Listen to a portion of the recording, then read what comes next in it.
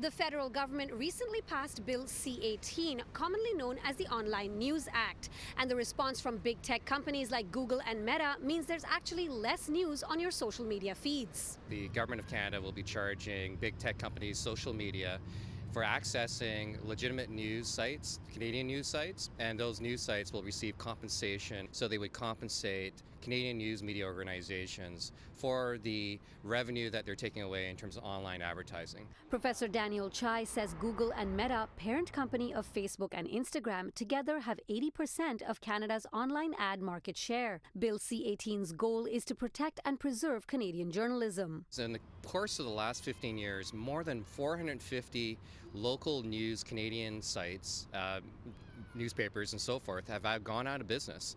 And that's due to the huge economic power and influence of big tech. The bill imposes an obligation on dominant digital platforms to negotiate compensation with news media organizations, as was seen when Australia passed similar legislation. In Australia, they never had to get to the point of actually taxing big tech because the threat of legislation was enough to get the parties to negotiate a settlement. But in Canada, both Meta and Google have said they will start blocking news on their platforms. It has already begun for some Instagram users. And that means Canadians will no longer have access to news where many find it most. I got the feed somewhere, I just following the Instagram. That's how I came to learn everything. Because it's easy. Your phone is handy. You just open it up and you get the links. And what about going directly to the news sites?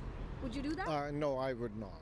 I didn't have time to. In Australia, Google experimented with that and they blocked out news, and that resulted in a certain segment of the population that they were experimenting with did not actually see any news about wildfires from legitimate news sources, and therefore those persons could have been at severe risk. Chai adds that an uninformed or misinformed public can also be dangerous. And even a public as well educated as the U.S. could find themselves in a situation where you have the January riots and a public that believes that an election that was illegitimately won, and in fact it was legit, you could have the same situations happen here in Canada.